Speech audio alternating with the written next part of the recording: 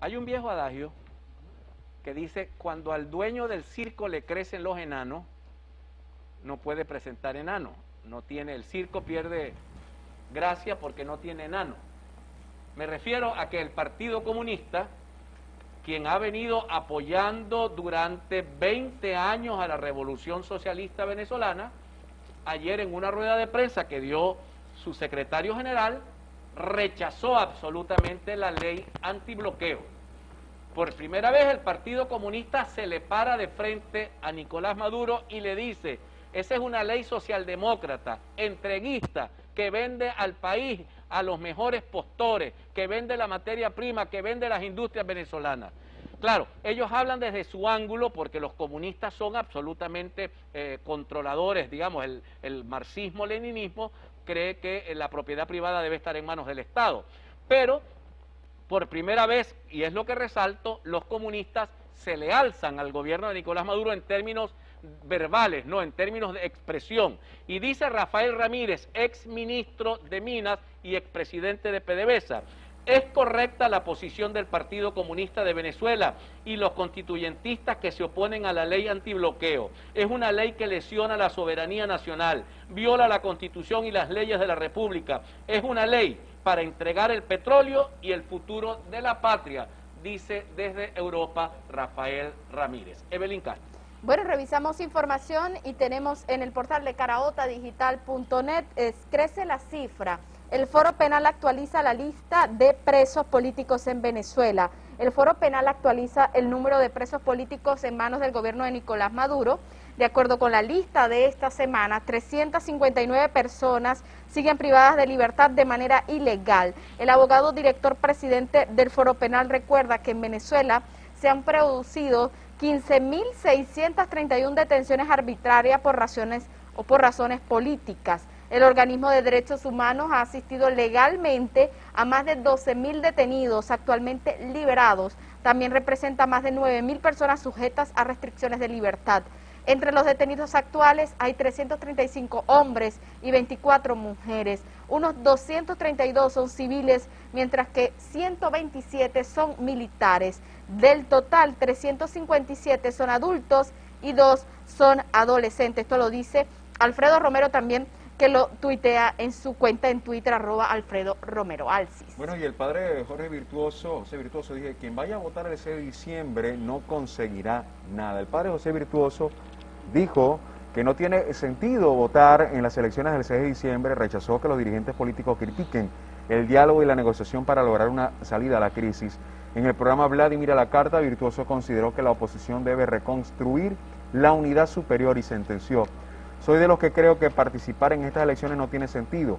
Hay gente que va a participar que merece todo mi respeto. Es fundamental la unidad en la oposición. Evidentemente, al ser una unidad de partidos, no es una unidad monolítica, es una unidad que tiene que mantener la diversidad de posiciones.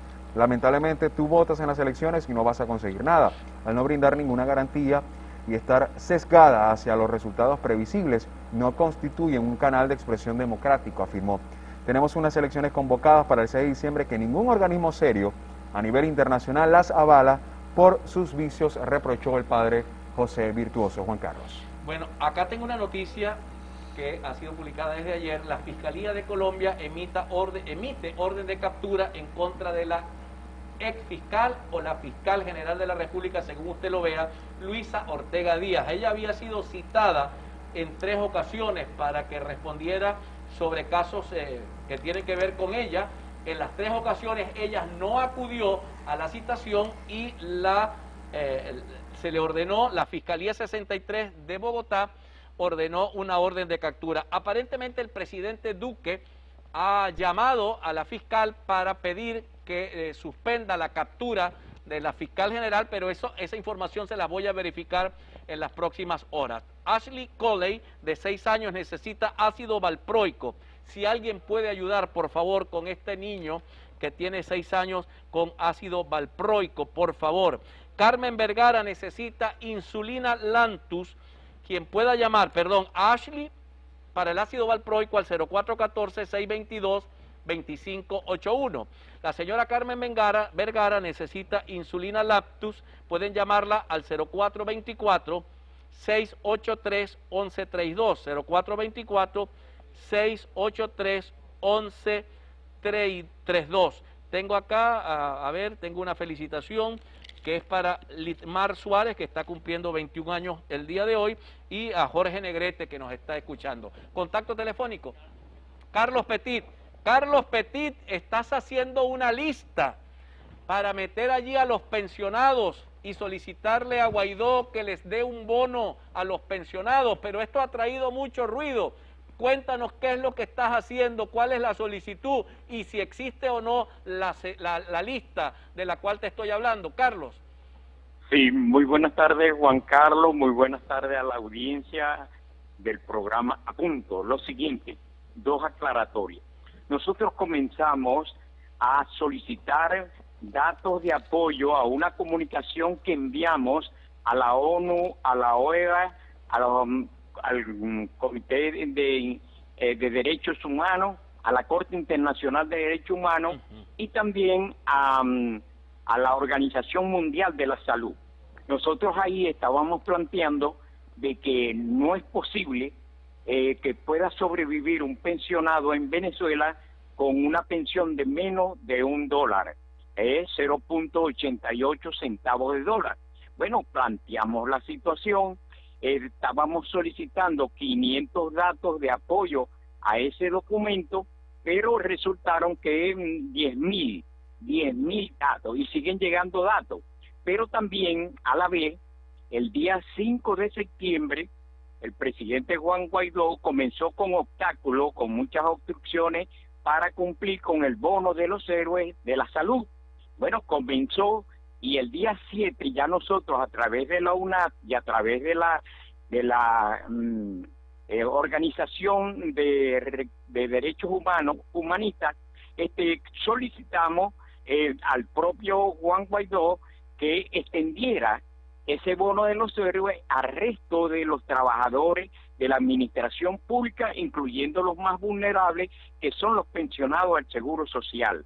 Bueno, nosotros hicimos la solicitud tal como habíamos acordado, porque los trabajadores de la salud son 400.000 y apenas se censaron 67.000 personas, y el resto estaba solicitando que a ellos también se los dieran. Bueno, nosotros lo extendimos y le solicitamos que fuera para toda la administración pública y para los pensionados del Seguro Social. Bueno, hay personas que se están encargando de enviarme datos para que yo los incluya en un listado para ser beneficiario de ese bono de $100 que va a dar Guaidó. Eso es totalmente falso. Y además hay otros que están pidiendo $2 para garantizar que Carlos Petit lo incluya en ese listado. Eso es totalmente falso. Entonces nosotros, hace 2 viernes pasado, el presidente Guaidó le solicitó a la Asamblea Nacional que estudiara, analizara la posibilidad de extender ese bono a la administración pública, incluyendo los más vulnerables. Ayer precisamente conversé con el vicepresidente de la Asamblea Nacional, el diputado Juan Pablo Guanipa, y le solicitamos que abocara la Asamblea Nacional a estudiar y analizar esa posibilidad. Bueno, él me respondió que el tema se está estudiando, se está discutiendo ya el tema de la Asamblea Nacional. ¿Qué tienen que hacer los pensionados? Esperar que sea aprobado, para quién va a ser aprobado, aprobar los recursos y aprobar la fecha de cuándo se va a pagar. Pero no tienen que enviar ningún dato a Carlos Petit, porque yo no estoy solicitando ningún dato para ser privilegiado en el listado de beneficiarios de ese bono.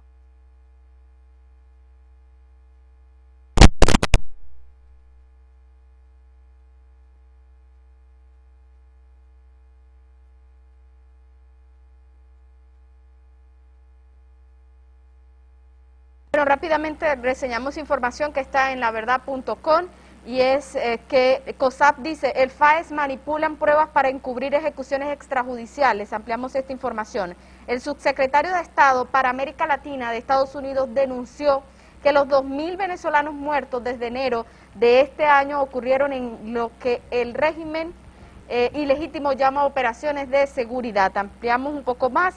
Las Fuerzas de Acciones Especiales, FAES, de la administración de Nicolás Maduro ejecutan a civiles y manipulan pruebas para encubrir ejecuciones extrajudiciales. El alto funcionario del gobierno de Donald Trump realizó la acusación a través de su cuenta en Twitter, en la que mencionó la denuncia que realizó Michelle Bachelet, alta comisionada de las Naciones Unidas para los Derechos Humanos, de más de 2.000 venezolanos muertos desde el pasado enero, en lo que el gobierno de Nicolás Maduro llama operaciones de seguridad. Se refirió a la actuación de su informe sobre la violación a los derechos humanos en el país que Bachelet presentó el pasado 25 de septiembre. Esto lo dice Michael Kosap en su cuenta en Twitter. Alcis. Bueno, vamos a ampliar un poco esta nota que Juan Carlos daba al inicio del programa sobre esta encuesta donde Biden amplía su ventaja sobre el presidente y candidato a la reelección Donald Trump en las encuestas. El sondeo indica que un 57% de los votantes probables votaría por Biden frente a un 41% que lo haría por Donald Trump. El candidato presidencial demócrata Joe Biden tiene una ventaja de 16 puntos porcentuales sobre el presidente de Estados Unidos Donald Trump de cara a las elecciones del 3 de noviembre según una encuesta divulgada este martes. El sondeo elaborado por la cadena de televisión CNN la semana pasada después del primer debate electoral que los ha enfrentado indica que un 57% de los votantes probables votaría por Joe Biden frente a un 41% que lo haría por el presidente Donald Trump. La noticia coincide con la información de que poco más de 4 millones de estadounidenses que ya han ejercido el voto anticipado cuando falta poco menos de un mes para las elecciones frente a los 75.000 que lo habían hecho para estas fechas en los comicios del 2016, lo que anticipa una posible participación récord. Los datos de la encuesta de CNN apuntan a que Biden ha duplicado su ventaja sobre Trump desde finales de agosto, ya que entonces tenía una ventaja de 8 puntos con una intención de voto del 51% frente al 43% del actual presidente de los Estados Unidos, Donald Trump. Es bastante interesante, Juan Carlos, se pone esta guerra política entre Joe Biden, candidato demócrata, y el candidato republicano y presidente de los Estados Unidos, Donald Trump, en cara a las elecciones del próximo 3 de noviembre. Con estos 16 puntos, realmente es una ventaja bastante amplia la que ya entonces tomaría Joe Biden de cara a las elecciones presidenciales. Sin embargo, habrá que esperar cómo será el comportamiento de los colegios electorales en las próximas elecciones del 3 de noviembre. Y estados claves como Ohio, en Cleveland, Florida y por supuesto Minnesota también son fundamentales para llevar a uno de los dos a la Casa Blanca, Juan Carlos. Me dicen que vamos a Colombia, vamos a Barranca, Colombia, con Carlos Uzcategui, el Miura. Carlos, ¿cómo está la cosa para los venezolanos de aquel lado de la frontera? Saludos cordiales desde Colombia, frontera colombo-venezolana. Carlos Uzcategui Miura para el programa A Punto y Radio Fe y Alegría simultáneo. Gobierno departamental contará con banco de maquinaria para fortalecer el sector rural. Camaroneros piden a Superservicio y Contraloría que intervengan en el acueducto. Con 36 casos de COVID-19, contagios en La Guajira suman los 8.316. El médico otorrinco Luis Ángel Rodrigo fue el ganador del concurso Canción Inédita de la edición 53 del Festival de la Leyenda Vallenata con el tema Me Enseñaste. Autoridades de Provincial no están de acuerdo con el informe de ONU. Ofrecen recompensa por responsables de herir al reconocido comerciante de Maicao. A Mohamed Sac, delincuentes le propinaron un disparo al parecer por oponerse a un atraco en zona céntrica de Maicao. La víctima se recupera en un centro asistencial. Acribillan a un ciudadano venezolano en el barrio Santander de Maicao. Investigan identidad de una mujer que fue sepultada en zona rural de Maicao. No se sabe su nombre. Uribia, primer municipio de La Guajira en otorgar pensión vitalicia a 2 gestores culturales indígenas. Los beneficiarios recibirán el pago en diciembre. Habitantes del corregimiento La Arena podrán ya desde hoy contar con suministro de agua a las 24 horas. La FAC asume responsabilidad en asesinato de Álvaro Gómez Hurtado ante la Jurisdicción Especial de Paz. Cartera de clientes dejada por Electricaribe ahora es gestionada por la empresa ACE-A. Esperemos que las cosas cambien porque la tortura de la situación en La Guajira, en la costa colombiana con la situación eléctrica, es crítica. Comunidades de resguardos indígenas de Provincial se muestran en desacuerdo con informe de la ONU. Cerrejón trabaja en la construcción de un puesto de salud que funcionará al interior del resguardo para beneficio de la población indígena migrante, desplazada y por supuesto de los colombos venezolanos. Parque Nacional de Tayrona abrirá sus puertas a partir del 15 de noviembre. También las expectativas de los usuarios en Maicao sobre el funcionamiento de las compañías eléctricas. Damnificados por vendavales en el corregimiento de Majayura siguen esperando las ayudas en la Oficina de Gestión de Ríos en la frontera colombo-venezolana. El futuro de Riohacha está mirando al mar, lo dice el secretario de Gobierno. Otro líder social amenazado en Fonseca, esta vez en la región de Almapoque. Desde Colombia, frontera colombo-venezolana, Carlos Ucategui Miura, retornando a los estudios. Bueno, mis queridos amigos, tengo que despedir el segmento. Buenas tardes, Juan Carlos. Fui al liceo Carracciolo Parra Pérez a retirar los documentos de mi hija. Me pidieron $2. No tengo para pagar $2. Y me dijeron, los documentos no van a estar hasta que no traiga $2. Dice, así estamos muchos representantes. Bueno, si alguien de la Junta Directiva del liceo me llama y me dice, ¿qué es esto?